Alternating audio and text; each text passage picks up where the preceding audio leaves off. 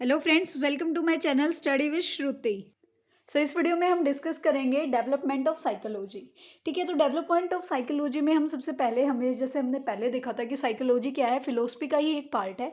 तो इसमें वही बता रखा है कि फिलोसफी से जो है हंड्रेड्स ऑफ ईयर्स पहले क्या है, साइकोलॉजी को अलग कर लिया गया था। ठीक है, इसमें क्या है कि जो भी बहुत सारे फिलोसफर थे उन्होंने देखा था कि हम जो है बिहेवियर और माइंड को जो है साइंटिफिकली मेथड से क्या करते हैं, एक्सपेरिमेंटल मेथड से, साइंटिफिक मेथड से हम उसको स्टडी कर सकते हैं, उसको जान सकते हैं उसके बारे में कि क्या होता है क्या नहीं होता है। ठीक है, तो 1879 में पहली साइकोलॉजिकल लेबोरेटरी जो है वो इस्टेब्लिश हुई थी, लिप्जिग जो यूनिवर्सिटी है वहाँ पे। जर्मन फिलोसफर थे और साइकोलॉजिस्ट थे विलियम वुंड। 1832 1920 इन्होंने जो है वहाँ पे इस्टेब्लिश की थी ये लेबोरेटरी। उसके बाद जो वुंड हैं वो सबसे पहले थे जिन्होंने ह्यूमन बिहेवियर को एक्यूरेटली जो है मेजर किया था कि क्या होता है क्या नहीं होता है। तो इनको क्या है, फादर ऑफ साइकोलॉजी भी कहा जाता है। ये क्वेश्चन बहुत आता है कि फादर ऑफ साइकोलॉजी कौन है, तो विलियम वुंड है। ठीक है, उसके बाद कुछ मेजर लैंडमार्क्स हैं जो मैंने जो है अपने उसमें डाल दिया है, कम्युनिटी में जो है एक पूरा पेज। इसको आप अगर ओवरव्यू याद रखते हैं तो वो आपके लिए हेल्पफुल होता है, क्योंकि ये बहुत बार क्या है एमसीक्यू के क्वेश्चंस में आ जाती हैं ये चीज़ें। ठीक है, उसके बाद क्या है, कुछ स्कूल्स जो हैं वो बनाए गए थे साइकोलॉजी के लिए, तो वो हम शुरू करते हैं। तो schools of psychology, William James, William wound और भी बहुत सारे जो साइकोलॉजिस्ट थे उन्होंने टाइम लगाया, सोचा साइकोलॉजी के बारे में कि क्या है, ये एक स्टडी ऑफ माइंड है।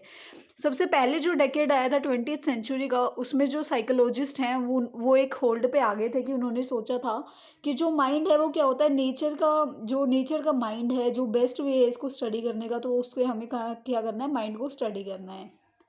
तो इसी बेस पे क्या है, कुछ स्कूल बने थे on the thoughts of psychologist. तो इन स्कूलों को थॉट्स ऑफ स्कूल भी कहा जाता है और स्कूल ऑफ साइकोलॉजी भी जो है इनको कहा जाता है। तो सबसे पहले आता है स्ट्रक्चरलिज्म। ठीक है, स्ट्रक्चरलिज्म में क्या हुआ था कि जो साइकोलॉजी थी वो ग्रू अप हुई थी ना इन सारी चीज़ों के अराउंड। तो विलियम वुंड ने दिया था ये, जर्मनी में इस्टेब्लिश हुआ था। विलियम वुंड का एक स्टूडेंट था जिसने इसको इस्टेब्लिश किया था, एडवर्ड वार्ड बी टिंचर। ठीक है, इनका गोल क्या था कि एलिमेंट्स, किन एलिमेंट से हमारा माइंड बना हुआ है। मतलब स्ट्रक्चरलिज्म में हम क्या देखते हैं कि जो हमारा माइंड है वो किन एलिमेंट से बना हुआ है, उसको एक इंटेरोस्पेक्शन करके, उसको अच्छे से समझ के, उसको देख के कि क्या एलिमेंट्स हैं जिससे हमारा माइंड जो है बना हुआ है, वो सारी चीज़ें जो है उनके एलिमेंट्स को देखना समझना, वो आता है स्ट्रक्चरलिज्म में। उसके बाद आता है गेसाल्ट साइकोलॉजी। ठीक है, गेसाल्ट साइकोलॉजी में क्या था कि जो साइकोलॉजी है ये फाउंड हुई थी जर्मनी में 1912 में। मैक्स जो वर्मेदे उन्होंने दिया था और उनके कुछ कलीग्स थे उनके साथ। ठीक है, इसमें क्या था कि इन साइकोलॉजिस्ट को लगा था कि जो ये चीज़ हो रही है, जो माइंड एलिमेंट से बना हुआ है, इसको देखना गलत है कि माइंड एलिमेंट से बना है, ये चीज़ है ही नहीं। कि माइंड किससे बना है, जो हमारी सेंसरी एक्टिविटीज़ होती हैं, जो हम रिलेशनशिप्स और ऑर्गेनाइजेशन के पैटर्न में वो चलती हैं, उन सब पे बेस्ड होता है। तो इन्होंने इस चीज़ पे आर्ग्यूमेंट किया था कि माइंड जो है वो किसी भी एलिमेंट से नहीं बना है, बल्कि क्या है, उसमें सेंसरी एक्टिविटीज़ हैं। उसके बाद आया फंक्शनलिज्म। फंक्शनलिज्म जो है वो फंक्शनलिस्ट ने दिया था जॉन डवरी ने 1873 में। और इनके साथ जो है और भी थे, जैसे कि जेम्स आर एंजल थे और हार्वे कैरर थे। इन्होंने प्रपोज किया था कि माइंड क्या है, मतलब साइकोलॉजी क्या है, कि माइंड क्या सोचता है, क्या करता है, और बिहेवियर क्या करता है। What is psychology, psychology should do what mind and behaviour do, कि जो माइंड और बिहेवियर करता है साइकोलॉजी वही कहलाती है, वही करती है। और इस बेस पे इन्होंने अपने एक्सपेरिमेंट्स भी किए थे, चीज़ों को समझा, याद किया, मेमोरी बनाई, प्रॉब्लम सोल्व करके देखी, मोटिवेशन सोल्व करके देखी कि एक इंसान जो है कैसे या एक इंसान या फिर एक एनिमल कैसे अपने इन्वायरमेंट को अडेप्ट करता है, क्या तरीका है, कैसे वो अपना माइंड वहाँ पे यूज़ करता है, क्या वो बिहेव करता है, वो सारी चीज़ें।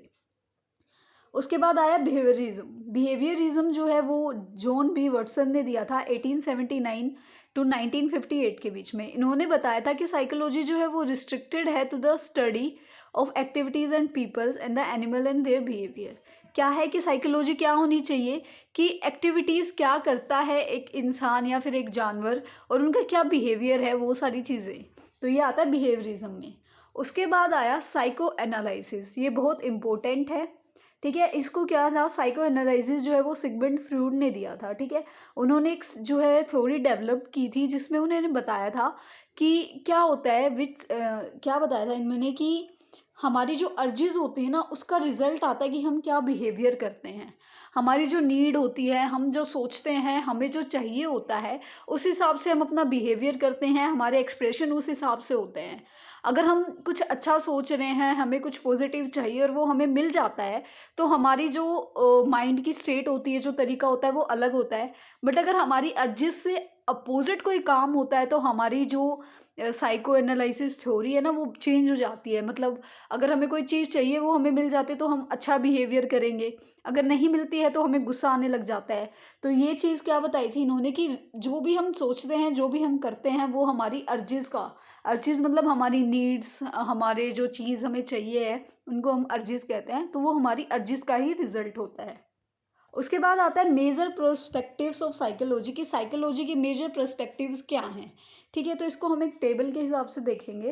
तो सबसे पहले आता है बिहेवियरल पर्सपेक्टिव। बिहेवियरल पर्सपेक्टिव में क्या होता है कि जो साइकोलॉजिस्ट ने निकाला है कि बिहेवियर के हिसाब से उन्होंने कैसे लर्न किया है, कैसे इन्वायरमेंट के और कंडीशन को सीखा है। अब मतलब सारी चीज़ें इसमें बिहेवियर से रिलेटेड हैं। ठीक है, सारा व्यू जो होता है वो बिहेवियर के ऊपर होता है। उसके बाद आता है बायोलॉजिकल पर्सपेक्टिव। बायोलॉजिकल पर्सपेक्टिव में क्या है कि जो साइकोलॉजिस्ट है उन्होंने देखा है, उन्होंने रिलेट किया है एक इंसान के बिहेवियर को, उसके मेंटल इवेंट को, जो भी हमारा नर्वस या फिर जो ग्लैंडुलर सिस्टम है, मतलब जो भी हमारे ग्लैंड्स हैं, जो भी हमारा नर्वस सिस्टम है, उसके हिसाब से उसको को रिलेट करने की कोशिश की है। उसके बाद आता है कोग्निटिव पर्सपेक्टिव। कोग्निटिव पर्सपेक्टिव में क्या होता है कि माइंड के बिहेवियर के बीच में जो वेज है उनको सोचने का, उनकी सेंसेस को प्रोसीड करने का, जो भी हम करते हैं, जो भी हमारा एक्सपीरियंस निकल के आता है प्रोसेस के बाद, उन चीज़ों को समझना, उसके बीच में डिफरेंस करना, वो सारा आता है कोग्निटिव पर्सपेक्टिव में। उसके बाद आता है सोशल पर्सपेक्टिव। सोशल पर्सपेक्टिव में आता है कि इंटरेक्शंस कैसी हैं लोगों के साथ, हम कैसा बिहेव करते हैं, क्या हमारा माइंड कैसे काम करता है, कैसे इन्फ्लुएंस होता है, मतलब सोशली हम कितना एक्टिव हैं, कैसे होता है, वो सारी चीज़ें आती हैं सोशल पर्सपेक्टिव में। उसके बाद आता है डेवलपमेंट पर्सपेक्टिव। इसमें क्या होता है कि क्या क्या चेंज और कैरेक्टरिस्टिक्स हमारे आ रहे हैं एज एन एज के साथ, हम कितने मैच्योर हो रहे हैं, हमारा सोचने का तरीका कितना बदल रहा है, क्या क्या चेंजेस आ रहे हैं, वो सारे। उसके बाद आता है ह्यूमनिस्टिक पर्सपेक्टिव। ह्यूमनिस्टिक पर्सपेक्टिव में क्या होता है कि हमारी जो सेल्फ सेंस क्या है, कैसे हम एक इंडिविजुअल के हिसाब से सोचते हैं, क्या हमारा सेल्फ एस्टीम है, हमारे खुद के लिए क्या एम है, क्या हमारी पोटेंशियल है, वो सारी चीज़ें। उसके बाद आता है साइको एनालिटिक पर्सपेक्टिव। इसमें क्या होता है कि क्या हमारी साइको डायनेमिक चीज़ें क्या हैं, क्या हमारे फोकसेस हैं, कितने हम अनकॉन्शियस मोटिव्स रखते हैं, कैसे हम उन पे फोकस करते हैं, क्या डिफेंस मैकेनिज्म है हमारी लाइफ के, जो मेंटल लाइफ या फिर बिहेवियर होता है उनके लिए। तो ये सारी चीज़ें आती हैं साइको एनालिटिक पर्सपेक्टिव में।